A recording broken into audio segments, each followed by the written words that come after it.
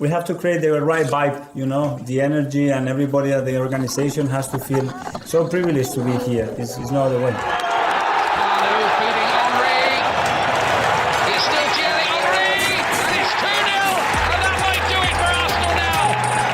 Thanks for listening to the Purely Arsenal podcast. Please follow us on Twitter at PurelyArsenalFP for all the latest Arsenal podcasts.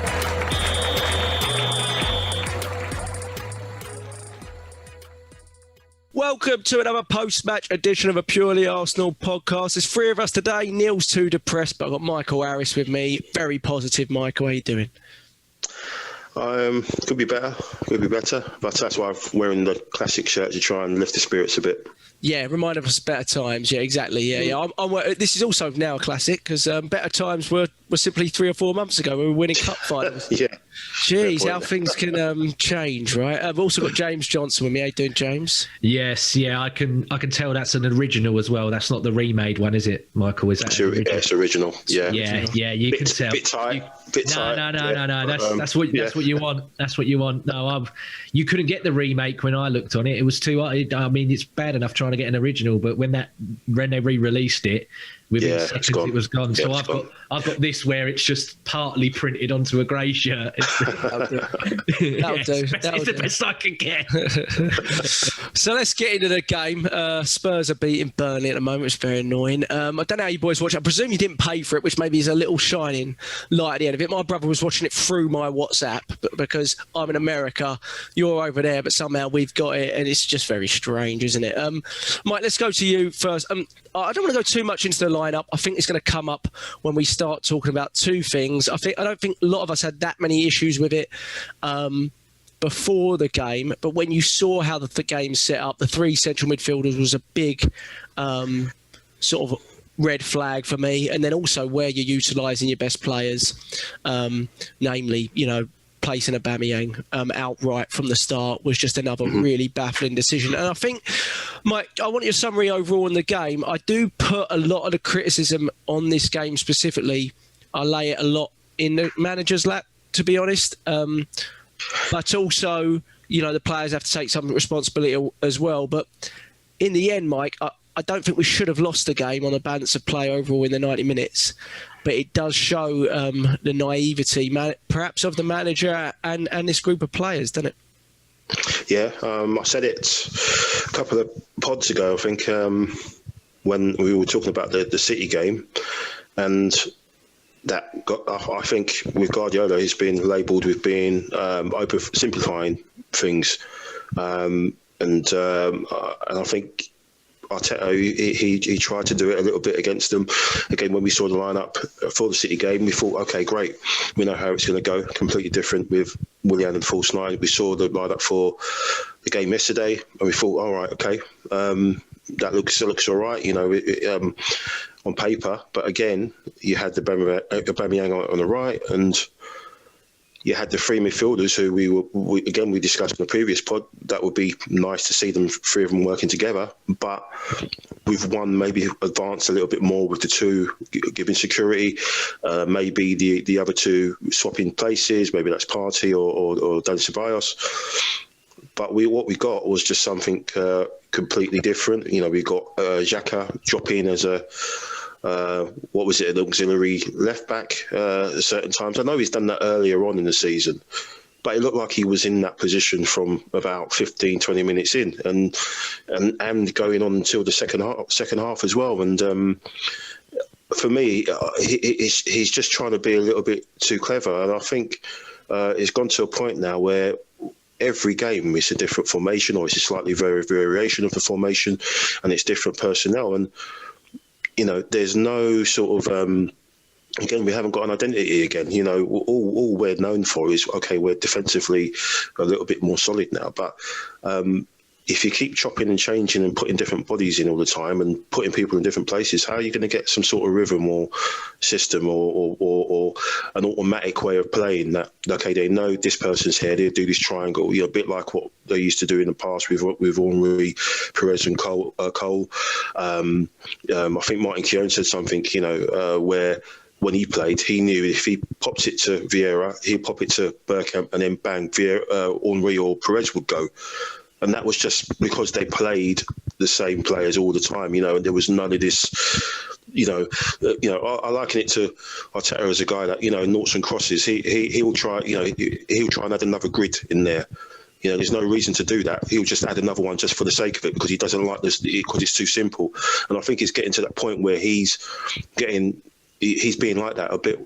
How Pep Guardiola, has been labelled it in the past, especially with some of the decisions and some of the people he's played. Why is he playing him in that position for? He's never played in that position before, and suddenly, bang, he's there. And that happened the other day with Aubameyang on the right. Well, I don't think he's ever played on the right side of the midfield before, or of the attack. So, yeah, for me, I'll with you, Jack, I'll agree. It's definitely on Arteta yesterday, and it's just the way we're set up. We're worried about Leicester City, decent side, but if you're not playing your players in your strongest position, like I said before, in that sort of game, what are you waiting for? When are you going to do it? It's really disappointing because we're just throwing away points, and this league's going to be so open this year, and I think we're going to get to a point where we'll look at the table at the end of the season, and it's looking like we're going to be like, well, if only, we're going to have regrets, and that's a horrible way for the season to go already, to be talking like that 6 or 7 games in.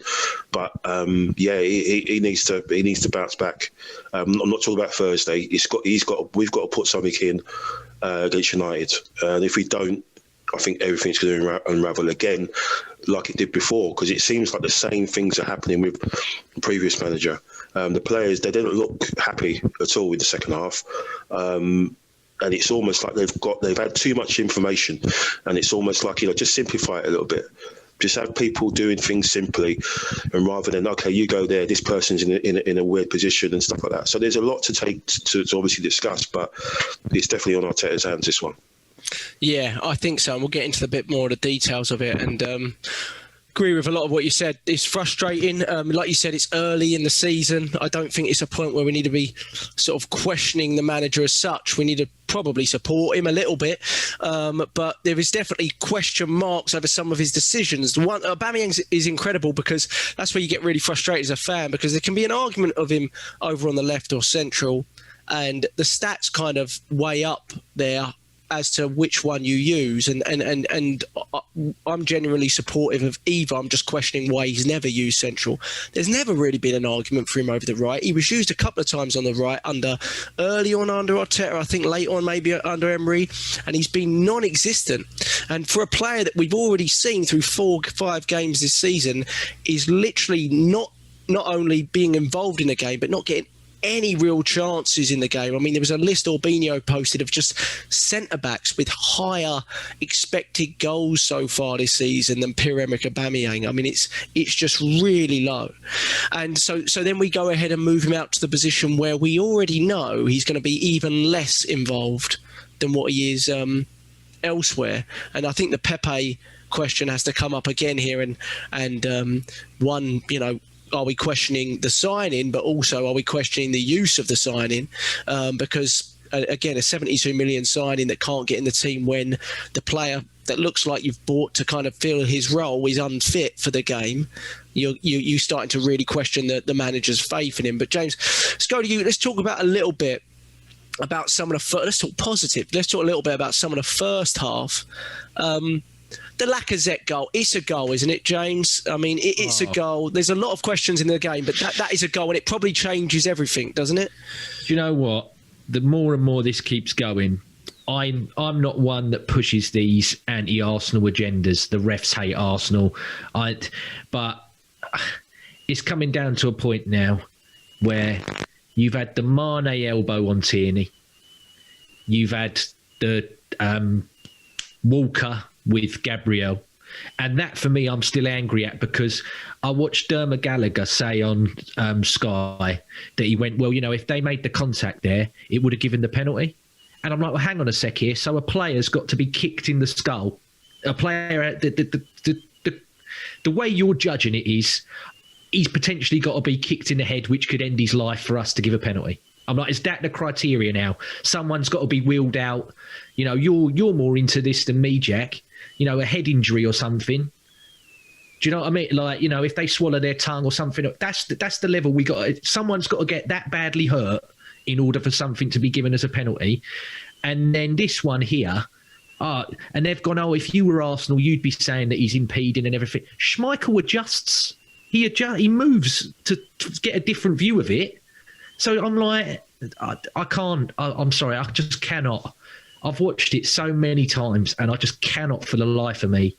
And this is the same geezer as well. Sorry, Michael. This is the same geezer as well from, like I said, the Palace game last year with the Socrates goal. It's the same ref. And unlike then, these lot now are encouraged to go to the monitor. And he don't even, because they're so, this is why you need separate refs for the VAR and separate refs that just actually ref games, because they've got a union where they don't want to, they don't want to cost each other and they don't want to grass on each other, because they're like, if I prove him wrong, he might do my game next week and then he'll stitch me up. And it's a blame culture thing, which is why it should just be completely separate two entities. But yeah, Michael, sorry, go on, please. No, sorry, mate. I was just going to say, I watched that incident back again, and when you see Dawson, the referee, he's signalling for offside. He's actually going like that. He's actually saying, it's for offside. He's not saying it's for impeding or whatever. So they're just making it up as they go along, mate. But the way he signalled it, and I think he was talking to whoever was nearby. He was making a gesture like that. So yeah, it's for offside. It's like. And what's incredible there is I can't remember it specifically, but I don't remember much complaint at all from Kasper Schmeichel, really. I don't think he would have even known what that wasn't given for, because he knew Xhaka was no way near him. He's moving away from the ball. He's never getting the ball. Xhaka can do nothing. He's not in the way of anyone. He just gets out of the way of the ball, lets it go in. And it's a good header from Lacazette. I was just about to say, it's a really, really good header as well. It's a really good header. We're going to obviously criticise Lacazette because there's a lot to talk about with Alex Lacazette and his play, but it's a really good header. And in the first 15 minutes, I remember one of the sort of main texts, Lacazette looks lively. I like the way he looks at the moment. He's getting in positions, getting chances. And for the most part, he did. But moving on a little bit, Mike, I mean, in the first half, we created 11 shots on goal. They weren't, the concern there, Mike, is that we didn't really test the goalkeeper enough. And also, when you see the second half, you start to see how one-dimensional we are. Because Luis, as James said in the text, had a fantastic first half in terms of distribution of the ball. And again, a lot of things were going down our left side through Saka and Tierney, who I thought were terrific in that first half. Concerns that we didn't put the chances away or test the goalkeeper, Mike, but also concerns with that, as you see the whole 90 minutes, we're very one-dimensional under Mikel Arteta. And if something affects one of those players or something, I mean, we really look like we're running out of ideas. Yeah, I think James said it in the last pod about the dance move that we seem to be still doing. Sideways, to the left or whatever it is. And I think there was a stat with David Luiz. I think even though he got injured on technically, that was it, the 47th minute, he still made the most passes in the attacking third, and he was substituted, literally at half time, you might as well say, and he still had the highest number of passes. And I think Arteta was talking afterwards about missing David Luiz, and he was talking about what he was capable of doing. So he's talking about your centre back as being your creative outlet. That's a big worry. And he was talking about Bellerin as well, getting into some positions. And again, it's a defender. Talking about defender as being a creative outlet. So for me, it was like a bit of naivety again. Arteta's learning curve or whatever you want to call it, but. We've been in situations like this. We've seen situations like this before under Arsene Wenger, where we're playing against a team with a low block, and and what do we do? And we normally had a guy, obviously, who's the guy who's live streaming in Twitch, playing Twitch. But we also had another guy called Aaron Ramsey, and what he used to do. We used to pop the ball left or right, and then he used to make runs into in whether the ball was going to be in cut back or whether they were going to be crossed in, and he'd pick up a little bit of pieces. But what that would do, that would just get the defences on the back foot. The only player that we've got currently who kind of does something like that, even though he's got a little bit of stick, is Willock, who, one, brings energy, and two, he likes to. He's pretty much the only one that goes that way. Who gets the ball and he wants to go that way. So, and I think when he came on against Liverpool in the League Cup, I think it was League Cup, and he should have scored in that game because he made that sort of run. He got the ball, he played it out wide, and then he got a header and he messed up the header, but he got there. And we was crying out for something like that. You either do that or you either say to Party, look, you just go there for 10 minutes, just give it 10 minutes. We've still got time, give it 10 minutes and just cause some disruption. But no, it was just flat and it was just sideways. And, he needs to fix that creative side. He needs to get that movement going because this is what 6 or 7 games in. This is what it'll be like for the foreseeable, as far as I'm concerned. I just don't get it really, in how all that sort of goodwill we've got. Now, when he came in, Arteta, he was trying to put out, the run that we was on. We was on a terrible run of games. We couldn't win the game. So right, sort the defence out, make us a little bit tighter. Fine. Then lockdown came. And then post-lockdown, he sort of refined it. He got a little bit of a system going. And that's fine. Continue with that. It bore us through, obviously, within the Cup. But you've done that bit now. Now let's push on. Let's try a bit more creative and everything. And he hasn't. He's been really, really cautious for whatever reason. And I think a result like yesterday is the honeymoon's definitely over now. The honeymoon period's gone. So the goodwill and everything is gone. I just think he's got to be careful because the players. They're going to. Like I said with last week with Lacazette, he was doing all those doggies. He was doing the runs for this guy because it was new, it was fresh. He could understand what he needed to do because the other guy, he couldn't understand him. And then it gets to a point where you get frustrated about what you have to do, and you get a bit. And you saw that with Lacazette's performance. After it's funny, after he got they gave that free, I think it was a free kick he gave away, a really silly one, one of the ones he gave away, and his performance just went like that. He just nosedived, and again, I just think it's a frustration. He doesn't want to keep doing this. He wants to see some results from it. And the body language yesterday, second half, from all of them was terrible. So, yeah, he's got a lot of work in his hands, man. He's got a hell of a lot of work to do. Yeah, and some people asked me yesterday, if Unai Emery hadn't won the Europa League, would he, how long would he have got? I said, yeah, he would have bought himself some time, of course. Would have won a trophy like that, would have been in Champions League next season, maybe now to buy different players, would have bought himself some time, and rightly.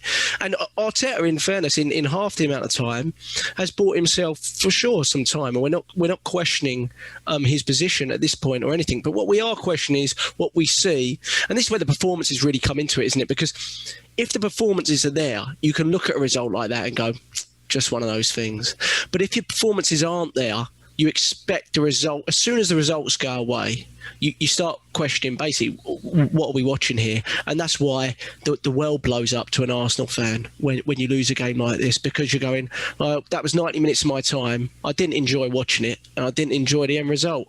So, and a lot of that has been the case this season in terms of the performances, and that's a consistency. We've really lacked the ability to enjoy those games. Mike touched on something there, James, about creativity, and I think a lot of the way that I watched Aston Villa versus Leeds on Friday was an enjoyable game, and I watched Bielsa and the way he kind of set his team up, and he decided after 20 minutes he's going to take a central midfielder off, mainly because he was worried he was going to get a red card, but he just whipped him off. Now what you watched in this game is maybe he didn't know how Leicester were going to set up, but it was really clear after about 10 minutes that Leicester's game plan, we all said it, was to basically sit back for as long as possible, hold us off, and then bring on their number one striker to try and grab a goal on a break. It was really obvious from the get-go. At that point, why do you play 3 deep-lying central midfielders that really all have similar roles in terms of this type of game where a team's sitting with 10 behind the ball? And then in terms of the negativity, you start making them feel left back and right back roles in order to push your fullbacks on, rather than pushing them into a central position and saying, let's create more centrally, because all of our creation is out wide, none of it centrally. So I think a lot of that plays into what we start to think is an overly cautious approach from a manager in a game that we all felt was a must-win game. That should have changed, James. Whether you should have started it or not is 50-50. I don't think you necessarily should have started the 3. But you should have looked to that and gone, they all played 90 minutes, I believe. So all 3 central midfielders played 90 minutes. And that's I get really irritated with that, because there is no evidence that those 3 central midfielders should be staying on for 90 minutes. I wholeheartedly agree with you. And again, it goes back to the initial setup. You're playing those 3. All of us at home, when that first come through, we're all like, oh, so is it Xhaka at the base and Partey and Ceballos going, like what Michael said in terms of Willock, and another point he makes there, for all of his faults, there's another bloke who's on loan at Union Berlin who does that as well. All right, unfortunately, he's had what's happened to him now, but he's another one that when he did come on, he wanted to go that way. He didn't do his sideways and all. He wanted to drive forward. And again, it's like what I said on the last podcast, we've now got that Ferrari, but we still want to drive the Prius. We want to be in the Prius, and it's like, no, come on, we got the Ferrari now. Let's get the Ferrari and let's get going. I mean, he's been there 3 games. Okay, he had 8 minutes in the first one. Look at that video I sent you earlier. Fuming with him because it's cowardly. And I'm not saying it's to stat pad and go, well, look how good I look on bloody Who Scored or Squawker, because I'm getting 5, I'm doing my little 5-yard passes and my tickers going 1, 2, 3, 4, 5. It's mental. It is absolutely mental.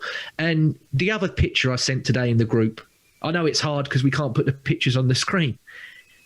If you want to play Danny Ceballos as an auxiliary right mid / right wing back, put Maitland-Niles there. Like, what? That guy is brilliant at winning the ball high up. Why is he deep so Bellerin can go? That guy is the best.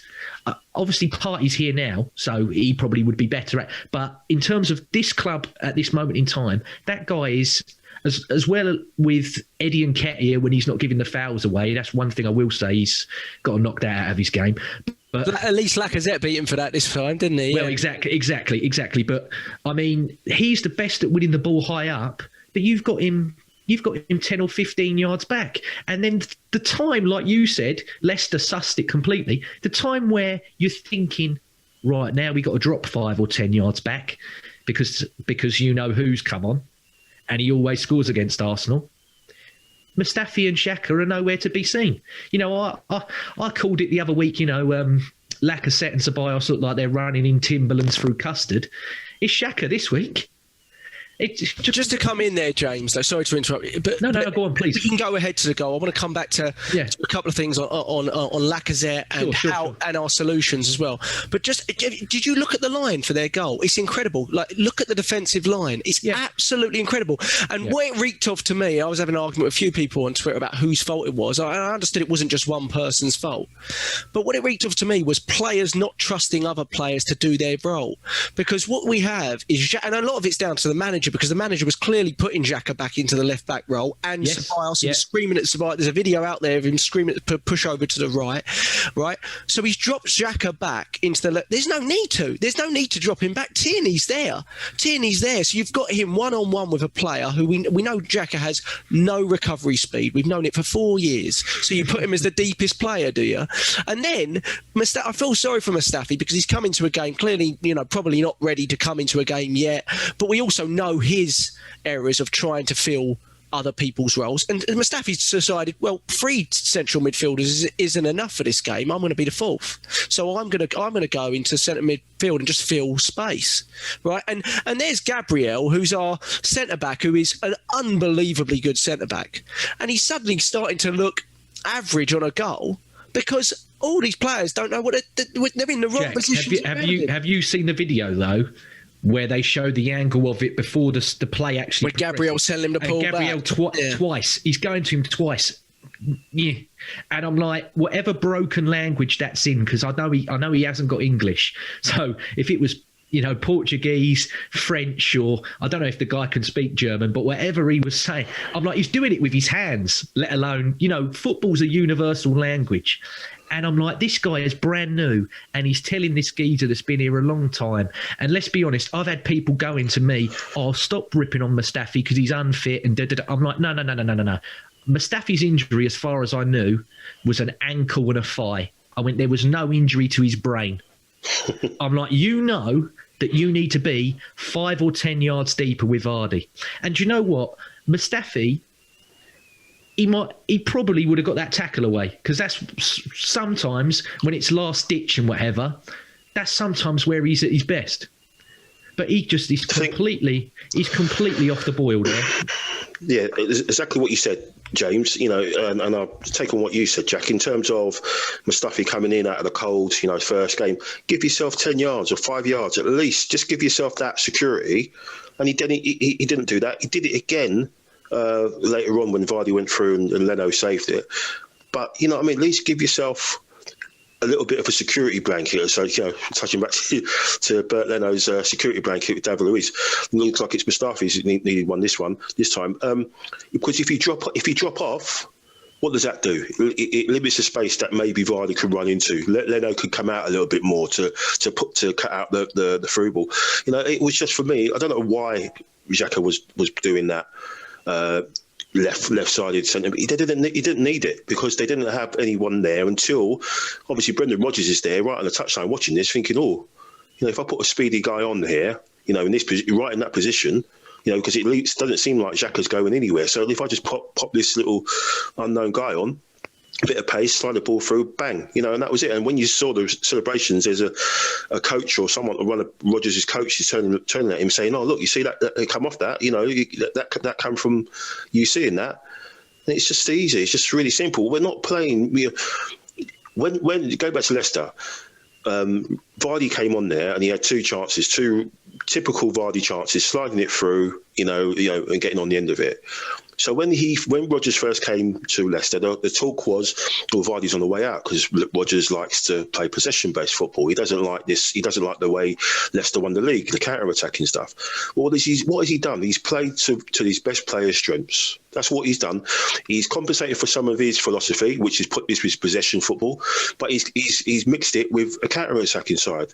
And that's what Arteta needs to do, basically, now. You think, Aubameyang's looking at that, and he's thinking, Jesus Christ, look at that. He's been on 20 minutes.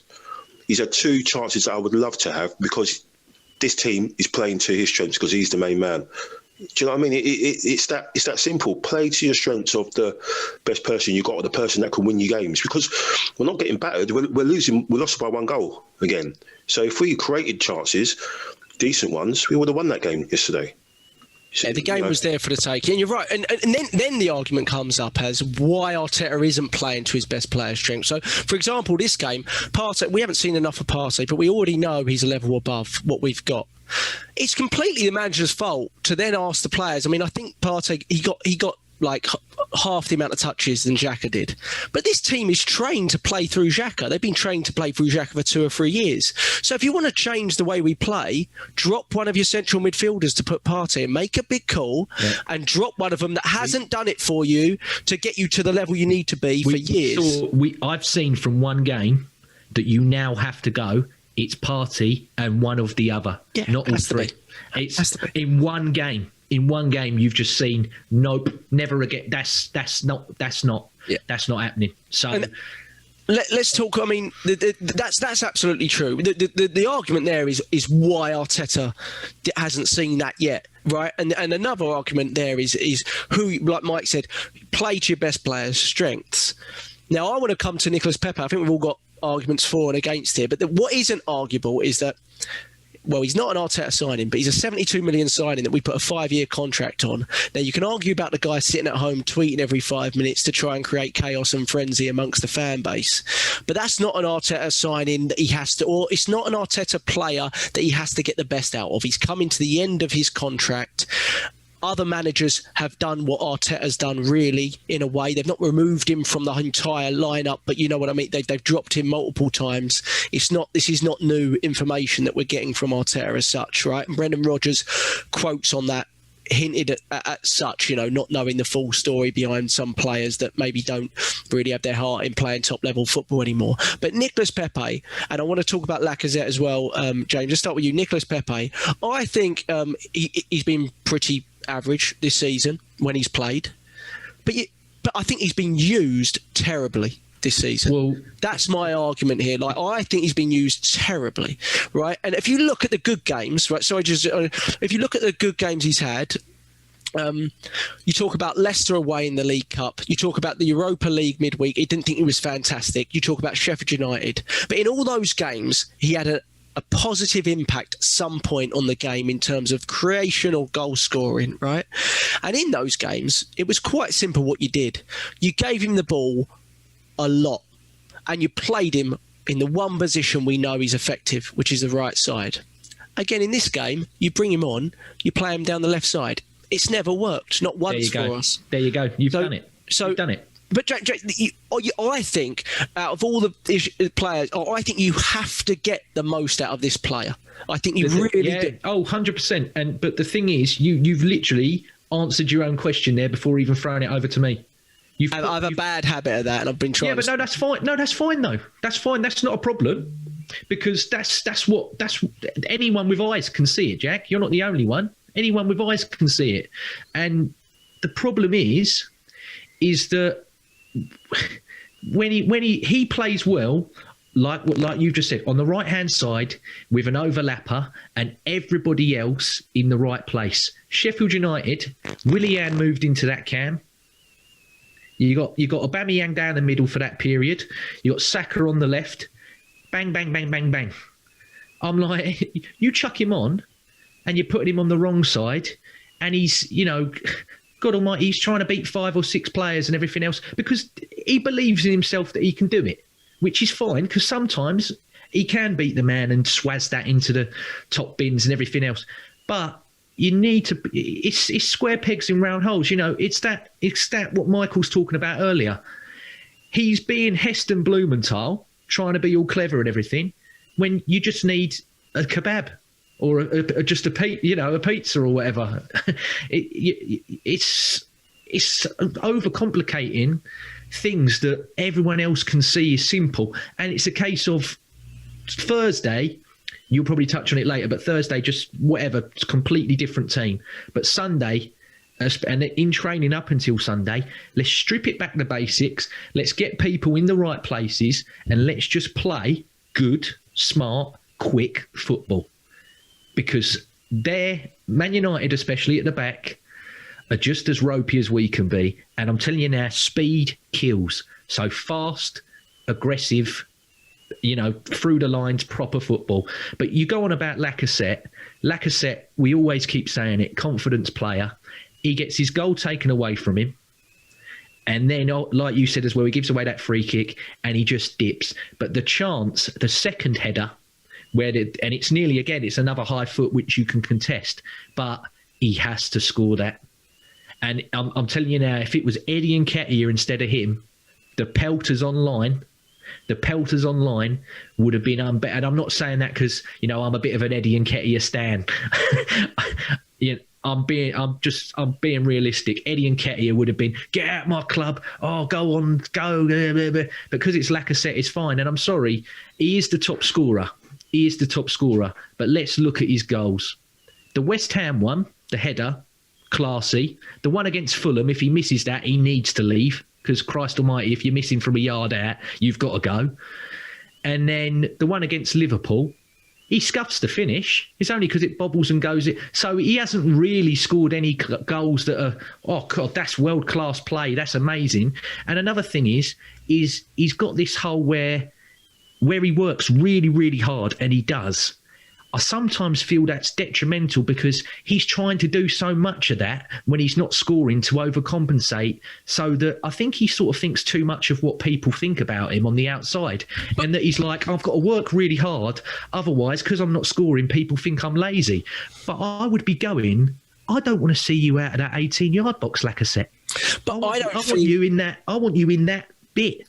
I don't think that's what Arteta wants from that role. No, that's the issue we've got here. We've got a manager that wants a false nine that is going to drop deep and do 2 parts of the game and sit himself further away from the goal generally. And so the solution, and you make really good points on Lacazette, and that was an awful finish, and he took his eyes off the ball, didn't connect with it at all. Yeah. Terrible. I agree. And I think after that, he just started fouling players. He looks terribly unfit for a striker. The other problem we got as well is that the reason why Aubameyang is not being played central is because people keep going, oh yeah, but back to goal and the hold-up play, we're going to lose it. Lacazette's got. I ain't seeing hold-up play from Lacazette. And then if he does hold it up, who's running in front of him from deep, like we've all discussed earlier? So that facet of the game we're not even doing. So take it. I feel bad. I do feel bad because I want nothing more than Lacazette to be a 20-30 goal a season striker, but I don't think he is. And also, I think he is going to go. But second to that, as well, is I think he's literally only there at the moment because he's Aubameyang's best friend. Yeah, I mean, I don't know about that one, but I do notice that, I mean, obviously there's a reluctance to play, and I don't think our solution is as simple as play Aubameyang central, because when you watch our performance as a whole, Mike, there's just so much lacking in terms of creativity through central spaces. So if we're going to move Aubameyang central, we have to change the way that we play. Just to touch back on Pepe, Mike, why do you think it's not working? Maybe you don't rate the player, or do you think it's more on the usage from the manager's point of view, or do you think it's a bit of both? I think it's a bit of both. We all saw that obviously the running and his performances in the semi-final and the cup final, and we thought, yep, he's turned the corner. He's got this really good partnership now with Bellerin. One goes outside, one goes in. And the overlapping. And then start of the season, Willian starts. The first couple of games, and he's frozen out. Again, we're not privy to what his application was like during at training, but I think like James, someone like him, you have to keep playing him. This is obviously he's had a full season. I still think there's things there where he's. I think there's something about him. There isn't that killer instinct there, or he hasn't got the presence of a big game presence or big player presence yet. Yes, he tore it up in France, and all those clips of him, he just looks unbelievable. But he lets games sort of pass him by, but then that can't be helped if he's not getting the ball, and they're attacking down the other side. I think you have to. He's one of the players that you have to play. Players in the right positions and play him on the right. But I do feel for him. But at the same time, he's had opportunities the last few weeks, and. He pulled out the fire a little bit against Rapid Vienna with the free kick, and then the way he played. But there's sometimes where he just doesn't grab the game by the scruff of the neck, and I think he needs to do that. But I don't think Arteta he feels he's obligated to do that, because again, he's like you said, he's not his player. He didn't buy him, but because we've got him on that long contract, it's his duty to try and get the best out of him, try and improve him, and you're only going to do that if you play him more in his favoured position. So like James was saying, just play. Players in the right positions. If we do that, if we between us three can put a team together, players in the right positions, I'm sure we've got a team that's strong enough to go down to Old Trafford and turn them over. But we know for a fact when we see that team sheet, we're going to might see those players on that team sheet, but they'll be in different positions. So that's the thing, they'll be having different tasks to do, and I think that's what it is. It all boils down to it. I think he's over-egging it. I really think we got to get him off them corners as well. I'm sorry, he takes corners like he's taking a penalty. I'm like, mate, why are you swazzing a corner like that? Just take a corner. If William's playing, chuck him on both sides. Yeah. I love Pepe to bits, but watch and we keep going on about how we got this set piece guy in. I just think it's defensive. I don't think it is offensive, because our corners are dreadful. There was the one, apart from the one that we obviously scored from, I think Ceballos took another one and it just flew over every single person. And I'm like, oh, come on, buddy. I'm like, you're on loan. I'm like, you need to do bits to maybe, because I'm like, you ain't going to go back to Madrid on this form. Just to go back to I want to move off the Pepe one and talk a little bit about how the game ended and Lacazette. But what do we know? I thought it earlier. I was like, what do we know about Arteta? Because what makes me quite anxious is I don't feel I know enough about him, and I don't. This is his hardest period. I think we're at a crossroads here. It's his hardest period, and can he come out of it? And does he have the solutions? And he speaks a great game, right? He speaks a great game, but it all comes down to what you do on the pitch at the end of the day. And what I think the reason Pepe doesn't start is I think the Willian signing was of real evidence of this, is because he was adamantly keen on Willian signing. You can see that from the fact that he started every game that he's fit in the Premier League, no matter how we're playing. Is he loves hybrid players. He loves players that can fill multiple roles. Like Sterling said last week, if you don't run, you don't play, right? So if you do not run for him, run with some urgency constantly both ways, you do not play. I think that's one issue with Pepe. And he loves players that do not lose the ball. And the issue we've got with Pepe in the latter two is I think he looks at him and says, he doesn't do enough for me both ways. And, he's going to lose the ball more than other players because he's going to take more risks than other players, and he needs to be better with that. He needs to run with the ball better. He can't lose the ball as often, especially in key areas for turnovers, etc.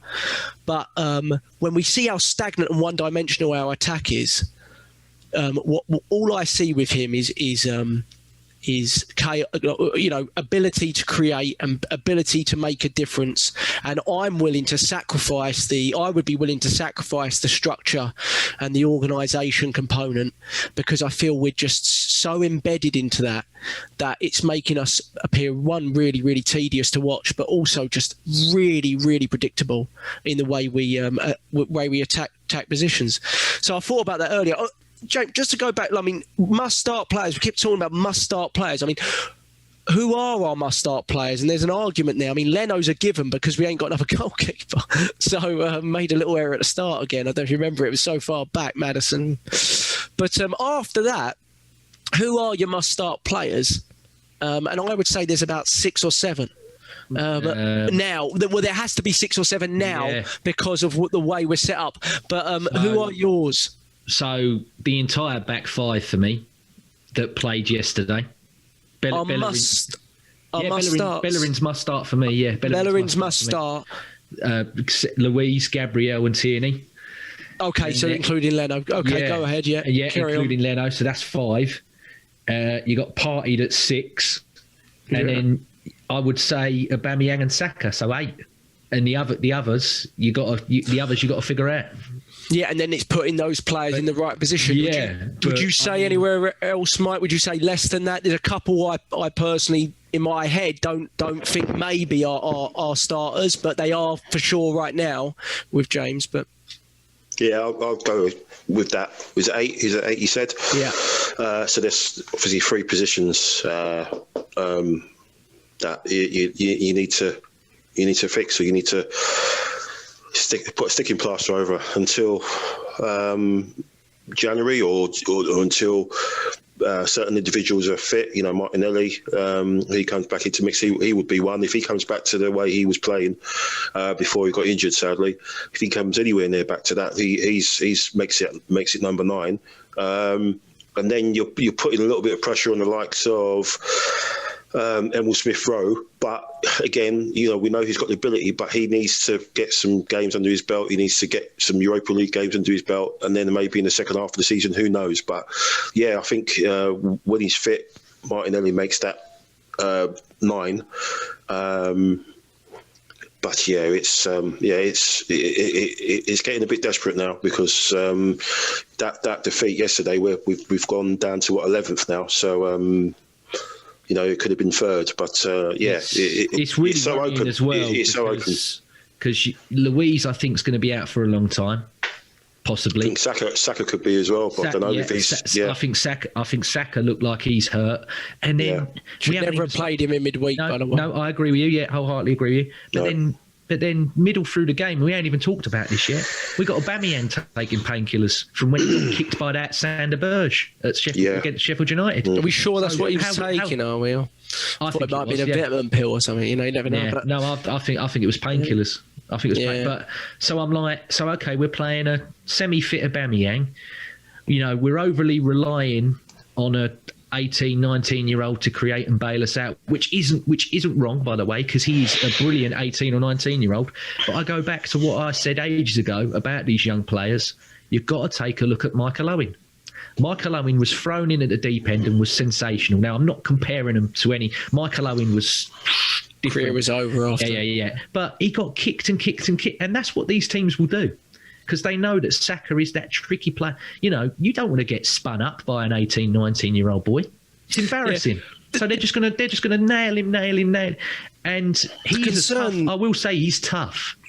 But they are going to clatter him. They are going to keep clattering him. Well, the concern there, though, for me, James, watching the game was one when Luis come off. Obviously, it's just incredible to me that we have so many centre backs. We can never field a healthy pair for more than a couple of weeks. But also, what's incredible with 8 centre halves at the start of the season, end up with 2. Yeah, and the Saliba's decision, specifically in midweek games currently, becomes more and more baffling by the week when you see the centre-backs that we've got fit. We're basically having to play the same centre-backs in every game now because he wasn't included in the Europa League squad. Basically, that's what we're looking at.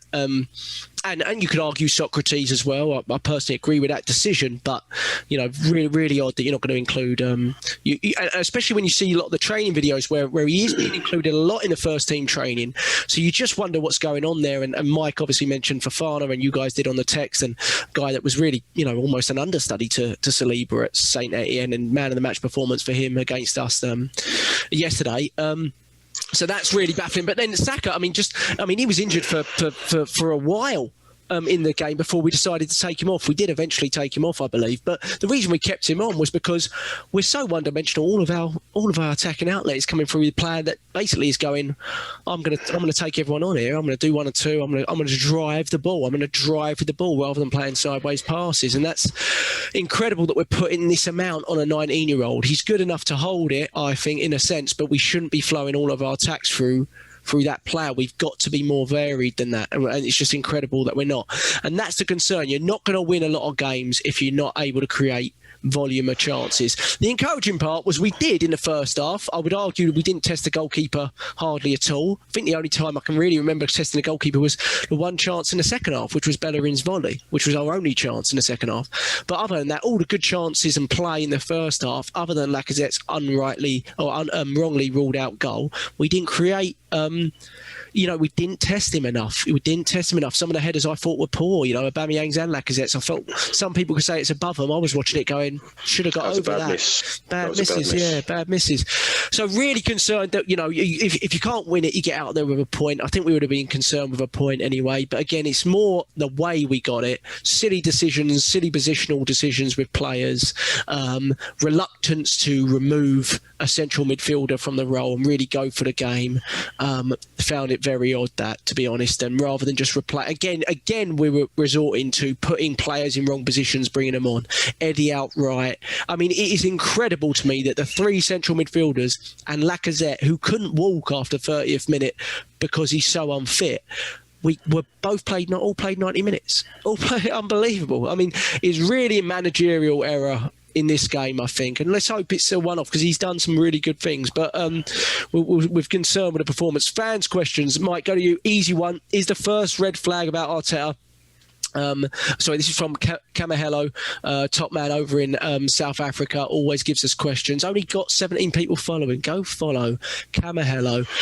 Kamahel 305-68374 because he asks great questions. How can our left back be our most creative player after our centre back? Mike, it's what we've discussed, isn't it? What's your solution, Mike? Some people will say you need the one player in the whole, right? And that's where they start to refer back to what Mesut Ozil did, in his prime. Is it as simple as that? And who would you use? I'd change formation. I think I said before, I'll go 4-2-3-1. and that enables, for me, if I play that formation, I'll play Aubameyang up top, and then the midfields you can have Partey or Xhaka, or Xhaka and Danny Ceballos, and then in the three in front, then you can go with whoever, Willian, Saka, Pepe, and I just think that's probably the only way you're going to maybe get some sort of creativity or at least some movement from it's definitely from Aubameyang if he's leading the line, because he does make intelligent runs when he's there. But this three at the back or whatever he's doing is, Tierney can still bomb on and still do the overlaps and still get the crosses in. I mean, the cross for Aubameyang's miss, unbelievable cross. Absolutely, he had no right. Done the defender. Lovely bit of play. He could still do that in a 4. I would change the formation personally to 4-2-3-1. I mean, that's what we kind of played when Ozil was there with Giroud up top, with Sanchez on the other side, and what you found the majority of the game, I think, with all the stats with those two, most of the passes they made were between each other because they were able to make things, spark things off each other. And I think, if you have those three across, maybe interchanging, maybe especially Willian and Saka interchanging, maybe Pepe staying on that right hand side, you get what we saw against Sheffield United when they were doing that. Sheffield United couldn't live with us for that 20 minutes.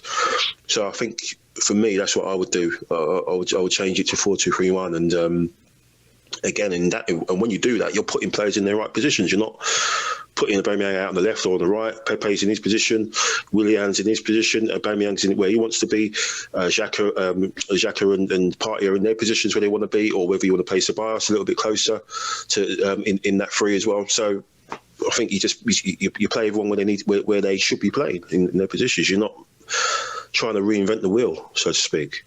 Sounds so simple when you say it, doesn't it? But you know, when it comes to next Sunday, we're going to be seeing multiple things away from that, and that is the frustrating things when you're not getting the results, but you're also not getting the performances that we're looking for. Atui Prince at Atu Prince is in Nigeria. All these people listening from different areas of the world, and thoughts. With everything that's going on in Nigeria as well, it's absolutely stay safe over there. Yeah, stay safe. It's shocking what we're seeing, but and I'm not going to bite at this one. But he says, "Why axe Mesut Ozil when we don't have a creative midfielder?" All I'm going to say to that, to Prince, I'm not going to give it to James because we're going to go into 15 minutes of all of us wanting to speak on it. But is. Like we said on the last podcast, he has to find solutions now. It's not really, we can't talk about players that aren't in the squad. I mean, we can do, but it's not going to change anything. It's like talking about transfers in January. It's not going to change anything. So we have to deal internally with what we have now. I agree with Mike, whether it's a 4-2-3-1 or a 4-3-3, we have to play players in their right position in that kind of format. And if you're going to play one in the hole, I'm fine with it being Saka or Willian or an interchange between the two. And I'd love to see... especially in the games in midweek, a Smith Rowe, a fit and healthy Smith Rowe used there, just to see what level we're dealing with and how creative he can be. Because these youngsters have to be watching these games at the moment, even the likes of Reece Nelson, and thinking, I've got a chance here if I put in a performance like Saka put in at Frankfurt last season. That's what I think. But some other ones. James, does it seem... Melvin Marks, good man, Melvin, always gives us a question. Does it seem a strange phenomenon that players that underperform sometimes are defended by others saying that they must be terrific in training? Even if that's the case, how many points are won in training? Now, I don't know who specifically he's talking about. Maybe you can allude to it a little bit more, James. No. I think the main suspect there is Granit Xhaka. The main consensus that you get from everybody is that Granit Xhaka in training is the ideal. He's the leader, he's the man, etc., etc. If it's not, Melvin, please comment. He normally comments every single week, so if I'm wrong, comment underneath and say who you think it is. But no, I wholeheartedly agree with him. I mean, my job where I work, local government and what have you, we have to go on the phones, and the phones get switched on at 8:30. But the majority of people, we come in at 8 o'clock. And all of them are giving it the big one about what they're going to do, what they're going to say and everything else. That phone rings at 8:30 and they don't know who's on the end of it. And they crumble, some of them. Some of them, unfortunately, they crumble. And, there's not even fans there. So I don't know. Do you know what I mean? I don't know what it is. And, he's wholeheartedly right. Yeah. How many points are won in training? But then I do come back to it and I go, what is it that they're being trained on? Because clearly this system that's being implemented at the moment by this manager, and I'm not trying to dig him out. I'm not Arteta out. I don't want him sacked. I'm not giving it, he weren't my choice anyway, like some of these other, flannels and wafflers that are, going around on the old social medias. But he has got serious questions that don't get asked to him in press conferences. They don't. Nobody's asking him what I really want to be asked, and I think needs to be asked of him. But he's sticking to a principle, and it comes back to the element of fear. And that element of fear is that he knows the defenders that he has really aren't that great to a certain extent. However, he's made them better. Plus, he's got people around now. Like I said last time, we've got people there now. Gabriel's terrific. He's absolutely terrific. Again, yesterday, if David Luiz gets taken off, he's probably my second best one, along with Tierney and Saka. He's in my top, 3 or 4 of who played. Unfortunately, I think the only option for him right now is, and I think we're going to see it on Sunday, is he'll move to a back 3 with Niles at left wing back, because the reason he'll do that is because he can't trust Mustafi in a back 4. Nope. Can't at all. And he's got no other option. He's not going to throw Saliba in. We can talk about Saliba all we like. He's not going to throw him in. It's Martial hasn't had a shot on target or something all season. He'll score a hat-trick. For a fact he's going to score this weekend. Yeah. We're hungry for 3 points. Marcus Rashford ain't going to be making us dinners and everything. He ain't going to make a dinner of 3 points for us, is he? He ain't going to help us eat. It's incredible. You can go to Old Trafford. It doesn't matter what form they're in or whatever. You can go there and you just not complicate anything. I had this discussion earlier. Because when I did my video, they went, "Oh yeah, but this is the worst Man United." We said they had Moyes. We've said this for 5 years. Yeah, we still haven't done it. Don't mean nothing. The thing is, no matter how embarrassing we think they are and everything else like that, you want to watch their podcast Sunday night if we win. Because they'll be giving it, they've been tatters, look at them, they've been scraping win. If we win, it'll be hilarious to watch all their fan TVs and whatever, because they will be going mental. We're a long way from it, but I'll keep my fingers crossed for it. They'll be fuming if we get something out of that. Melvin also asked about the honeymoon period. Really, you have the usual suspects that considerably raise their game under Mikel Arteta, run out of his magic dust. And I think I'm not going to go too much into detail in that question, Melvin, because I think Mike touched on it a little bit. But I think he has to make the big calls now. And the concern is that how much pull does the Ozils still have amongst the group? He's still very involved with the group on a daily training basis. And he has to be careful about, who he starts to drop. But he really has to consider what is best for the team at this point. And he can't consider emotional reactions and hurt feelings and things like that. So he has to look at the likes of whether it is I'm not saying it is, but whether it is the likes of Granit Xhaka and Alexandre Lacazette, and go, we've got to move beyond this now. These are the reason that I brought in players. This is the reason that I gave out big contracts. And it was his decision, right? He was the one that convinced Aubameyang. If he's convincing Aubameyang to sign that contract, he must convince Aubameyang that he's gonna make him create more chances for him than dunk at Brighton, right? Because that's we used to criticize Wenger and Emery for picking favourites. And it's coming home to roost again. It's like Arteta is picking these people, and for a fact they shouldn't be picked because their performances aren't justifiable for them to be in the team. My hope is we sit here in a few weeks and we say this is the result that we needed. I'm not convinced it is, but my hope is it is. Mike, go ahead. No, I was just going to say, it seems like it's a bit of a Groundhog Day, because I think the same thing kind of happened with Emery and Ozil, where he sort of phased him out, didn't pick him, and then we went on a run of games, weren't creating chances. Players looked a bit peeved off, why Aubameyang and Lacazette want to score, they're not getting the chances created, and then he sort of has to bow down and get him back in the team. And that was with obviously the crowds in the stadium and who was singing Ozil's name all the time, and it seems like it might be the same sort of thing. Obviously, I know he's not registered this time, so it's not like he can come back next week. But it seems like obviously Ozil's still got this clique of players. We saw we all know the players who liked the post he made, and then Maitland Niles came out and said, this was after the last game, said once we come back from Vienna, once we get back, we'll be able to sort it out, whatever that means. Didn't play either, Mike. Just I want you to continue. No.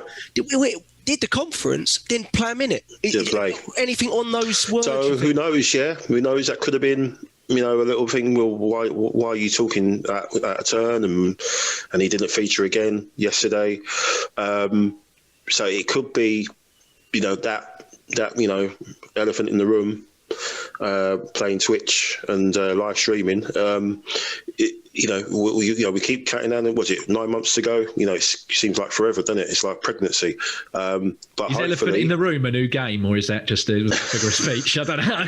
When you say that, I don't keep up with this is where you need Neil, because he knows. Neil and Anthony know all the games, mate. I was going to say, is elephant in the room a new one? Is it? But one thing that did turn the board's hand and get them to actually pull the trigger. I'm not saying we're going to pull the trigger on Arteta, but one of the things that did get things to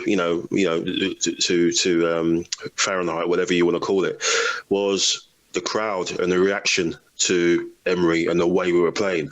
There isn't that now. So you've got to ask the question: would Arteta be able to get away with playing with performances like this? This cautious approach, not creating chances, if there were the 60,000 sitting behind with their arms crossed and moaning and groaning like they used to.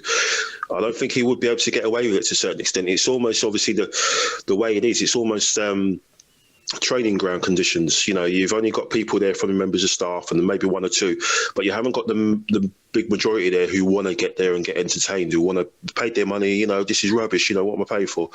So that's another caveat. That's not something else to think about, because I don't think he would. I know it's early days, but it's just too stale. It's too cautious. We played City, a weakened City, and we were too cautious. We played a weakened Leicester City at home, and we were too cautious again.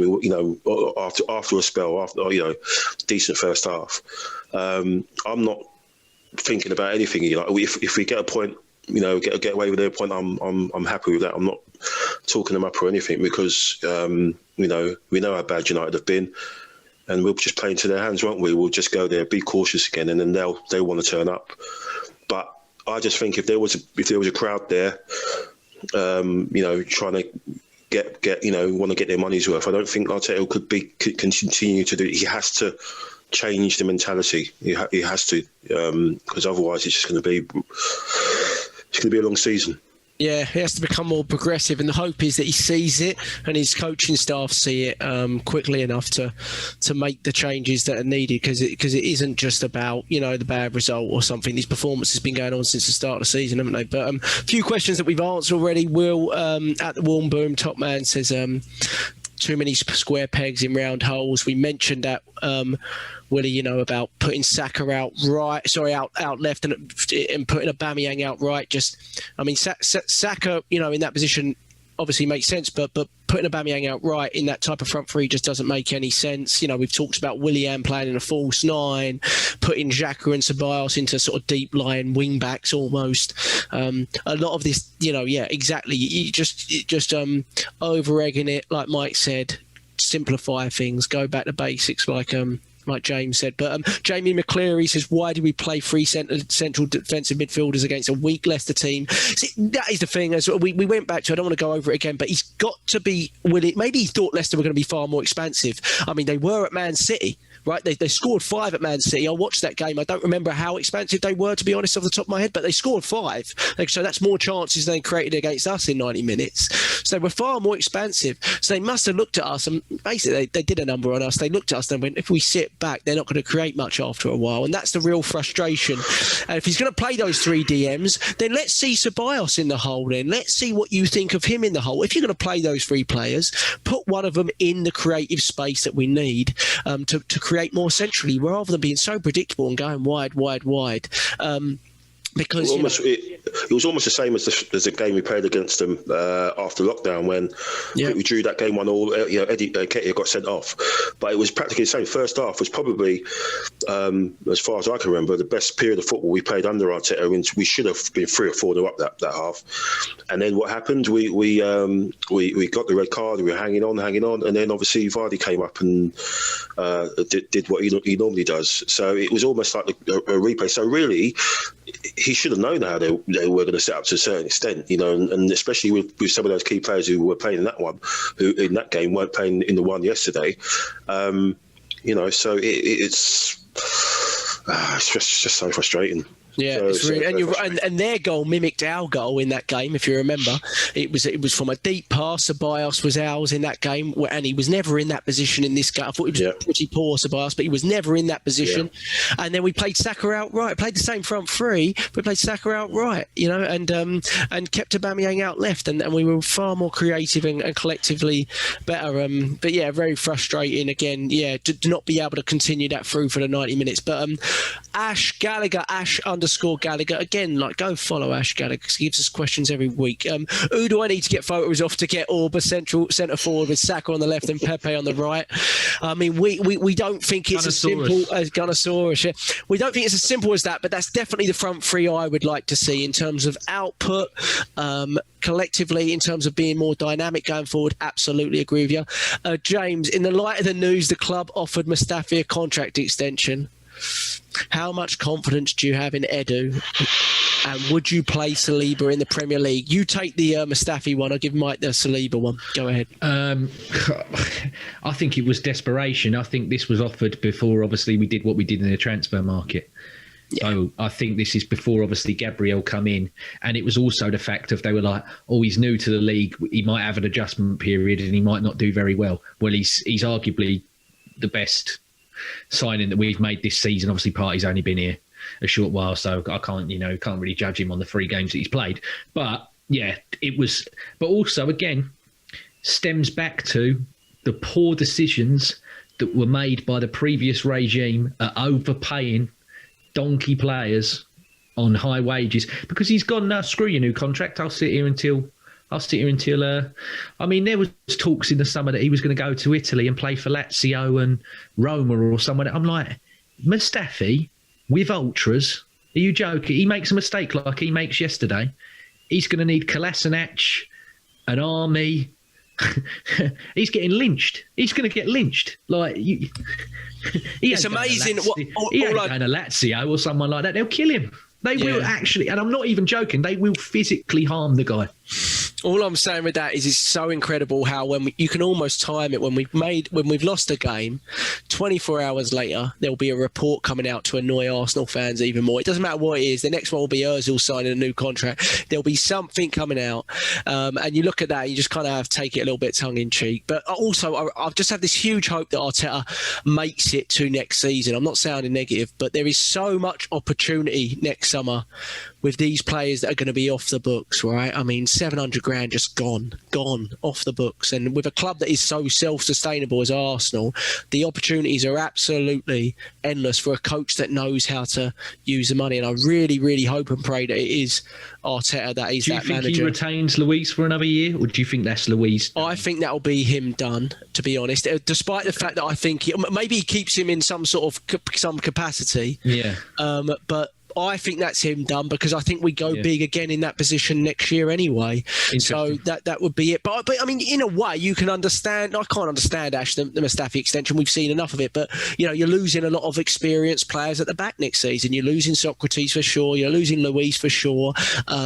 I'd probably still expect someone like Chambers maybe to be moved on, maybe. And then the rest you've got there are quite young. Gabriel's still quite young. Mavropanos, if he comes back, is quite young. Mari's probably the only sort of ageing, experienced one you've got. And I think Mari will probably fill that Luis experience role. I don't know how good he is, but in terms of the profile of player, I think he has a lot of distributing similar attributes. I don't know if he's at the level of Luis, but I also don't necessarily think Luis is built to play a back four long term anyway. So I think we will move beyond it.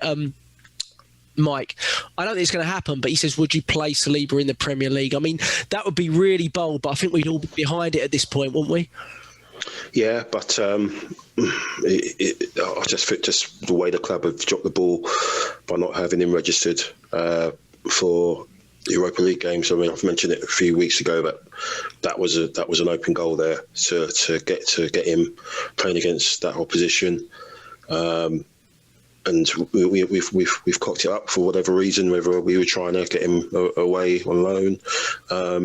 But Premier League, it might come to a point where we haven't got a choice, especially if the centre backs keep dropping like flies. I wouldn't be surprised if Mustafi plays Thursday, then he picks up an injury because he's just come back and he's played 2 games. Sort of in that turnaround. What I'm worried about is we're overplaying Gabriel, and he's literally might be the one to hold everything together. And he's just come in. This is like 6th, 7th game in an Arsenal shirt. So. Yeah, it's a worry. If we were flowing, if we were creating chances and scoring tons of goals up front, and we were blowing teams out of sight, I'd say play him. Yeah. But you're putting him in the back when we're so rigid, we're so stale. Everything hinges on one little mistake, and then we concede. You don't really want to throw a 19-year-old kid into that situation. You need to sort everything out at the top first before you probably get him on, and then he's maybe thinking, Christ, if I make a mistake here, this could be it. This could knock me sideways. The thing I'll add to that, though, Michael, is say Saliba come on yesterday, same result, and he makes the same mistake that Mustafi makes. Really? I'm not that angry because... But the collective might be... Yeah. He's 19... and he might learn from that. Mustafi has let us down for 5 years, and Mustafi won't ever learn. Mustafi's like if you go to an open play area with a bunch of kids and you just throw a grenade in there, and then all of a sudden you come back and all the kids have exploded or whatever, and you're like, oh, how's that happened? Well, you put a grenade in with a bunch of babies, mate. That's why. Do you know what I mean? The guy just doesn't ever learn, and he won't ever learn. And again, it's another one who's, and I don't blame him, because Arsenal gave him we were stupid enough to give a player of that calibre. Gary Neville said it, and look how well he did when he was a manager. He went, Arsenal were the only club that would ever pay 35 million for. He went, we were never going to turn that money down. He went, Arsenal were the only people silly enough to pay it. Yeah, I just think Mike's right. I just think it will be. Yeah, I just think yes. You don't want him to be making those mistakes when it costs us a game, when the game's like on the knife edge like that. That's going to happen anyway, regardless. Whenever he comes in, things like that might happen. But I just think with the pressure and everything being as it is at the moment, and the way people start to get restless with the performances, and the fact that we're not scoring goals, we're not creating chances fluidly. It's a lot. As each of these games go by, that back 4 or back 5 or back 3, whatever you want, they're going to start to get a little bit on their toes, a little bit restless. It's like, come on, you lot.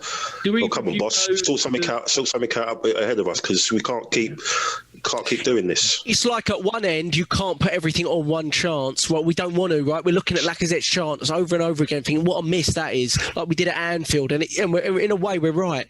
But you've got to create more volume. And it's the same at the other end, right? Is everything going to be on one mistake because we can't? We're not creating enough at the other end, right? It's that's the frustration. New kit that we walked out in on the weekend. Yes. It's for human. Yeah, the human rate, the Pharrell stuff. That promo that was made for all of that, is that from weeks back or is that recent? Because Saliba was prominent in that. Oh, yeah, I saw him on it. He was talking to Ian Wright all about, I want to be in, I want to do this. And part of me is like, probably from way back then, I'm guessing. Yeah, that's what I'm thinking. Because I'm like, if that's recent, and obviously, I can't tell how people grieve and how to handle grief and everything else. But for me, I'm like, surely this guy just wants to play football now. He just wants to get in and play his football. I mean, I watched UFC at the weekend, and it was highly emotional when Khabib done what he done, took his gloves off and went, that's me. I promised my mum, my father passed away, I'm doing it one more, then that's it. But I'm like, the level of performance from the guy, considering the emotional turmoil that he was in, was sensational. And it's weird what things motivate people. And it's, for me, I see no reason why this guy at 19 can't be any better than what we already have. Yeah, we dropped the ball massively on the midweek stuff. The Europa League stuff is just unbelievable. I mean, you dropped the ball on that. There's no explanation for that decision at this point, especially with the injuries that we've had, etc. And now having to play your first choice centre backs twice a week is just, and you shouldn't be having to do that at this point. I just don't think you should. Last question was from Kyle Foley. He talks about Laka being central, and he said it is. If Aubrey is central with Pepe or Saka or Willian or Nelson playing on the wings, he believes it's a better option to unlock defences, or is it the number 8-10 role? We discussed both of those. We really think it's not just a solution of playing Aubrey central, though we do think that would be a start. We think it's multiple things in terms of the setup, the system, but also I see a lot of sort of tentativeness about Arteta in his attacking process, and reluctance to take the handbrake off, as Arsene Wenger once said, to take the handbrake off and just release the players. I think we saw that yesterday, in latter stages where he's just dropping central midfielders into wide fullback roles rather than just letting it go and trusting your two centre-backs, and maybe injuries haven't helped him there, maybe if it was Luis and Gabriel, maybe he'd have a little bit more trust, but at the end of the day, you've got to take the risk. You've got to take the risk to get the 3 points, and in the second half we weren't willing to do that, and we suffered the consequences, I think. But just quick predictions for midweek. I think we've got Dundalk. I don't know a ton about them. I think they lost to Mold 2-1. Obviously, they're from Ireland. Be a huge game if there was fans in the place, of course. But James, what's your predictions? And give me maybe a couple of players you want to see start in that game. Yeah. Well, obviously, Leno stays in goal because he said he's playing his goalkeeper in every competition now. He don't have a cup goalkeeper. Cedric is coming in. It's going to have to be Gabriel and Mustafi because there's no one else, which I don't want, but hey-ho. I would say Kolasinac at left-back. I'd do El Neni and Willock, Emil Smith-Rowe, and I would do Willian, Nelson and Nketiah up top. I'd go completely different to... I mean, you could say put Pepe in, but I would rather Pepe play against United. So I'd rather play Willian in this and go Pepe against Man U. But I think even though we are what we are currently, and we've discussed it at length, and Dundalk were ahead, I think, against Mould, and then Mould pull it back to win it, a bit like our game. I think with what I've said with that lineup and everything else, I'm going to go 4-1. I think we might actually finally... I can't imagine us scoring 4 against anyone at this point. I know, it could be my high school team. I just can't imagine it. 4-1, and first scorer is... I'm going to go for Emil Smith-Rowe. I'm going to say... I hope he plays. To make Neil happy, because when he played in the Europa League 2 seasons ago, he was marching forward in front of that centre forward like we asked for earlier, and we said we wanted that Willock can do. And yeah, I just want to see a player that unlocks that door, and I think he might have the potential to do it, especially against, no disrespect, but against Dundalk and in the Europa League. I think this is the time. This is the time to get it going. Yeah, Mike, youngsters should see it as an opportunity, shouldn't they, with Saka? What's your prediction and a first goal scorer and who you like to see maybe? Yeah, I'd like to see Willock play. I just think he's been out of it for a little while. Yeah. Nelson. If Emil Smith-Rowe's fit, 100%. He's been the first person on the team sheet. I'd say we'll win 2-0. Pretty conservative one, and Eddie to score. I think he'll start.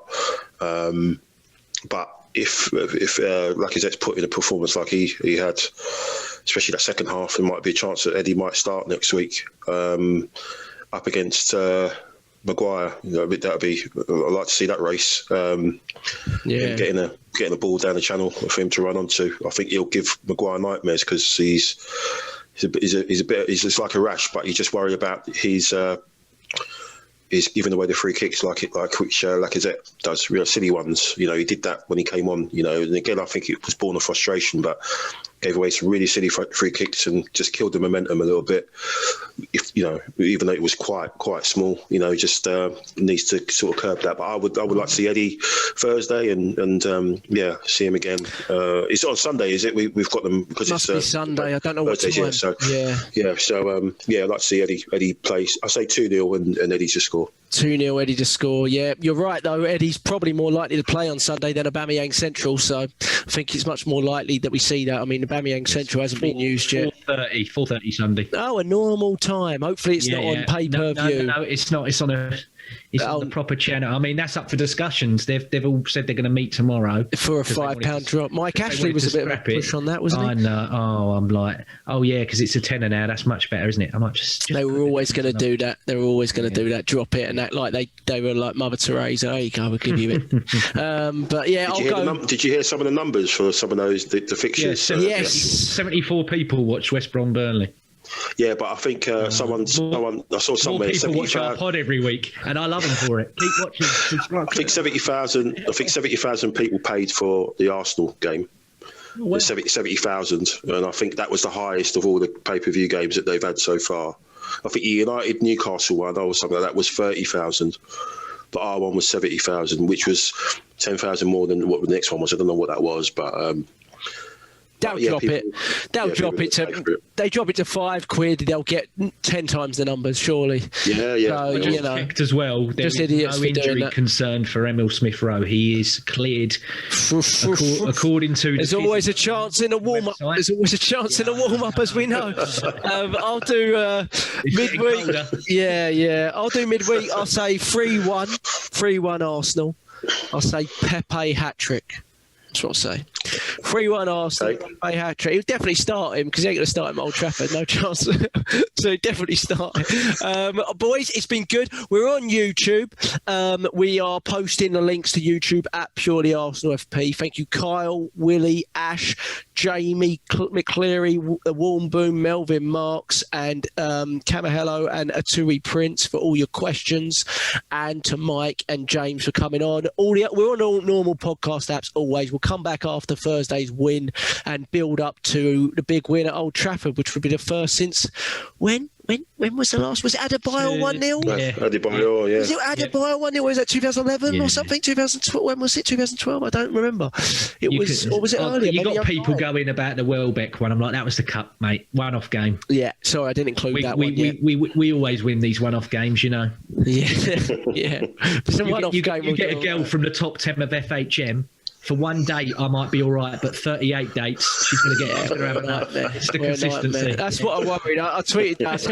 Are we a cup side? And I think we might have to come to terms with it. We're an absolute cup side, but we have to hopefully not come into terms with it just yet. Keep it going for a little bit longer. Let me enjoy the league a little bit. But boys, thank you so much. We'll be up. We'll be up as soon as Anthony gets sorted. Take care, boys. Thank you so much.